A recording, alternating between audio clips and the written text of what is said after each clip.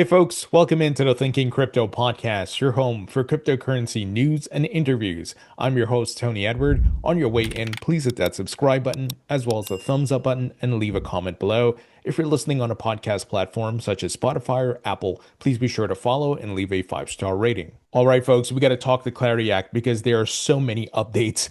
Try to keep up here because it's a lot. So the Senate Republicans today, they released the latest version of the Clarity Act, and the bill contained an initial crypto ethics agreement. It covered government officials such as the President of the United States, the Vice President of the United States, members of Congress, and others, plus their spouses.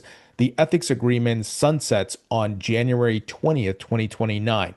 That's a bit problematic, but let me not get ahead of myself. So we have a full breakdown of this. Many of you may have seen my social media posts. I even posted it on YouTube, the screenshots of the language. And this is really good. This is what we want to see because I've often stated no elected officials should have a meme coin or have a cryptocurrency tied to them. So this is great. I love it. This is what we absolutely want to see put into place. Doesn't matter if you're Democrat, Republican, or independent, you should not have anything like this. And obviously, there's a larger ethics issue that needs to be sorted out, which we'll talk a bit more about later. So Senator Cynthia Lummis and many others shared all the key ethics provisions and the breakdown and much more. Now, you may have seen my post where I gave my thoughts on it, the good and versus the bad. So obviously, this language, this ethics provision is awesome, right? So it's really great that this is being put into there. Now, here are my issues with both the Republicans and the Democrats. Many of you know I'm an independent, so I'm not trying to pick sides here. I'm just calling balls and strikes. So the ban would sunset on January 20th, 2029. Very weird. It's the same year the CBDC ban sunsets. So I think this should be permanent. Why is there a sunset? It's only 3 years away. What's going on here, right? So that's really weird. And I'm going to try to bring some experts on the podcast to talk about this because why would you only ban it for 3 years? And again, same year as the CBDC ban. Something doesn't seem right here, but I don't want to read too much into it. Now, on the Democrat side, they're asking for each state attorney generals to be in charge of ethics enforcement. But this is unrealistic because each state operates many times in different ways. You have different people, so you have different point of views and perspectives. And as you can imagine, each state is going to handle this very different. So you're going to have a hodgepodge of all kinds of craziness, right? New York is going to do something different versus Florida versus you can't have that. So I absolutely disagree with the Democrats on here. This is a bit outlandish. So this is where we're at. I love the ethics provision that's put in there. I don't like the sunset ban date. And I'm sure many of you, regardless if you're Republican or whatever, you don't agree with that. And of course, absolutely don't agree with what the Democrats are saying, that they're not going to vote for the bill unless each state attorney generals can enforce. Yeah, again, it's just unrealistic, right? But with all that said, the Democrats say they opposed the new Crypto Clarity Act draft bill, but are working with Republicans to get it over the finish line. So that's good. You know, this is the sausage making process. You're going to see a lot of back and forth, give and take, right? And sometimes these on both sides, they come heavy handed and then they'll give a bit and take away a bit, right? It's a negotiation tactic. So great to hear that they're still willing to work on getting this right. Also, Senator Lummis, she says that the ethics and other provisions in the Clarity Act to be further discussed. So the lead negotiators on the bills are working with the Democrats. So again, the negotiations are ongoing. So guys, we're making progress. We are making progress. You know, this is again this ugly sausage making process, and we'll see how it all pans out. Obviously, there's no guarantee that this bill passes. And in fact, on Polymarket, when this draft came out, the odds of it passing dropped. Now, we saw it was pumping when it was news of Trump backing the ethics language. It started going above 50%. Now it's back below 50%. So I'm not too concerned about the ebbs and flows of that. So just something to keep in mind. I think what we want to see is progress, and it may get ugly. It may, this mudslinging, the game of politics. You guys know how it's all played, and let's hope we can get this done. They can get it passed by the end of July. I know that's not very far away, or even into the early days of August. It then goes to the House.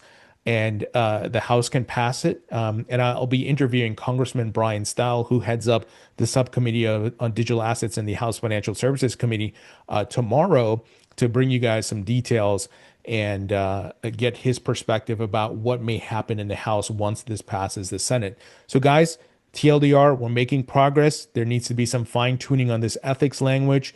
We'll see what the Democrats and the Republicans agree upon and how they can find the common ground here and get this thing done, because it's not about Democrat or Republican. It needs to be about America winning in this technological race and creating jobs and innovation and much more. And here's a great article that highlights that crypto is still very much a political issue overall, because if you're anti-crypto, you're going to get your ass handed to you like we saw in 2024. So crypto PAC pours $1 million into Michigan Democratic primary race. So this is between two Democrats. One is pro-crypto, Sri Tenidar.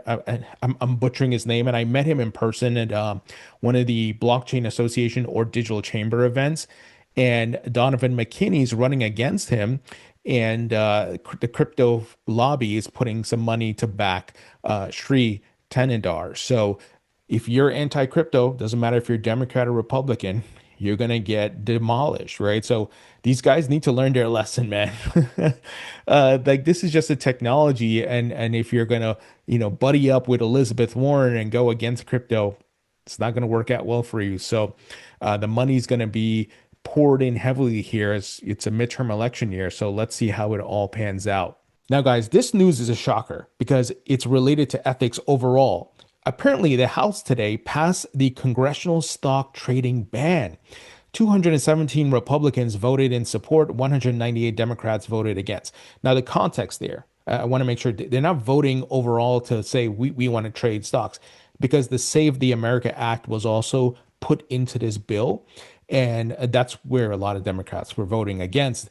But can you believe it? They actually got this done in the House. Now, the big hurdle is the Senate. It's much, much more difficult to move bills in the Senate, as we're seeing with the Clarity Act, right, guys? Remember, the FIT 21 bill, which was a version of the Clarity Act, passed in the House last year. But the bigger challenge has been the Senate. So I don't know if this is going to make it through the Senate. If it does, that would be really great, because it will put the overall ethics law in place, not just for crypto, but for all assets, right? Or, well, here they're highlighting stock banning trade. But I would say, hey, what about gold? What about oil? What about other commodities? Because if I know, hey, something is going to happen that's going to affect the price of oil, well, there's futures markets out there. I can go trade against it, or go long, go short, whatever it may be. I can get access via ETFs and all these things. So I'm going to ask Congressman Brian Style about this tomorrow in our interview, because it needs to cover all assets, right? We need to cover all bases here. But can you believe it? They actually got this done. I was actually blown away that it actually made it through. So let's see if it can make it through the Senate. Now, folks, quick word from our sponsor. This episode is brought to you by FortisX. Guys, let's be honest, the crypto market has been moving sideways for a while now. A lot of people are just sitting on their coins, waiting for the next big move. But while you're waiting, your crypto is just sitting in your wallet doing absolutely nothing. That's why I want to mention one of my longtime partners, FortisX. Instead of just letting your assets sit idle, you can put supported cryptocurrencies into FortisX liquidity pools and earn daily rewards while still keeping the flexibility to withdraw whenever you want. One of the reasons I've continued working with them is because they keep delivering. The team is public. They've successfully completed Cyberscope team verification, KYC, passed independent security audits, and the platform has been building consistently for years. They focus on long-term growth, transparency, and security rather than hype. In a market like this, it makes far more sense to have your crypto working for you instead of letting it sit idle in your wallet. I've worked with FortisX for a long time, and if you're planning to hold your crypto anyway, I genuinely think it's one of the smartest ways to put those assets to work. And folks, I know security is very important to all of us as we hold our crypto assets, and they are fully audited by CertiK, and they are SEC registered and much more. So you got to check out FortisX. Go to fortisx.fi/x/thinkingcrypto. Link will be in the description. All right, moving ahead, huge news here from a TradFi incumbent. S&P launches Blockchain Fundamentals Index for Digital Assets. So, folks, we continue to see the infrastructure being established for the crypto market with all the bells and whistles and the moving parts and components that exist for traditional assets. So, the S&P Dow Jones Indices and Pantera Capital launch a digital asset index that tracks blockchain networks and protocols based on protocol revenue, marking a departure from crypto benchmarks built around market capitalization or token prices. Very interesting protocol revenue. This may be, I might be wrong, but this may be a huge narrative in the next bull market, which blockchains are generating a certain amount of revenue. So the index draws on the S&P cryptocurrency broad digital asset index, but only includes assets that meet minimum thresholds for protocol revenue, market capitalization, and liquidity. Eligible networks are then ranked by aggregate protocol revenue over the previous 2 quarters and weighted by adjusted market capitalization, with the largest holding capped at 35% and the remaining constituents generally capped at 20%. The index is rebalanced quarterly. So the index launched with 18 constituents, with Ether, BNB, Solana, Tron, Hyperliquid as its 5 largest holdings, according to an S&P Dow Jones Indices Indexology blog post. The blog identified Bitcoin and XRP as the largest non-constituents compared to the S&P cryptocurrency broad digital asset index, reflecting the benchmark's protocol revenue based on selection methodology.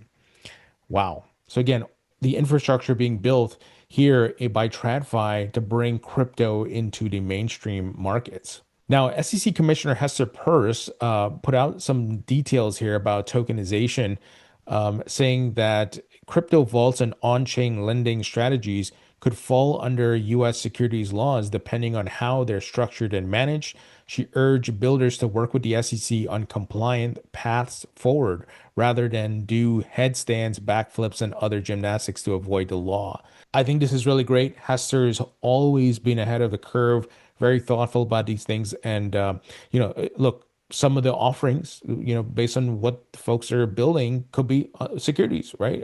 So I think it's good that the SEC is saying, hey, look, come and talk to us. Let's figure it out and see what you're doing versus you trying to find loopholes and all these things. So this is really great. Now, BNY is laying the groundwork for 24/7 treasury settlement, planning tokenized treasuries and pilot trades on its private blockchain by the end of 2026. So what we're going to see is a hybrid approach from many of these institutions. They're going to have private blockchains, which they're going to use internally and maybe amongst a group of friends, so to speak, right? Maybe other banks and people they have partnerships with, but they're also going to bridge to public chains, and they're going to use public chains in different ways. So don't be surprised by this. Again, the walled gardens don't work for broad market adoption. They work for a handful of folks who may be already doing business, and they have they can tap into each other's blockchains. But remember, the idea of public chains, why they work so well, is that they're decentralized. And if I don't have an existing partnership with you, it's going to take a lot for me to trust your chain, which you control, right? And it's centralized where you can delete transactions and do all these things versus a public chain where it's all visible, right? So these are things to keep in mind as we progress. You're going to see, again, a hybrid approach. All right, folks, that's the news. Let me know what you think. Leave your thoughts and comments below. Hit the thumbs up button. Subscribe if you haven't yet. Be sure to support the podcast by subscribing to my free email newsletter. It's 100% free. Link will be in the description. Check out my book on Amazon. It's available in paperback and digital. And if you want to expand your knowledge around crypto and blockchain tech, then you got to check out my course at mycryptocourse.com. This is a comprehensive course that teaches you everything you need to know. So again, go to mycryptocourse.com. All the links will be in the description. Folks, thank you so much for tuning in. I appreciate you all, and I'll talk to you all later.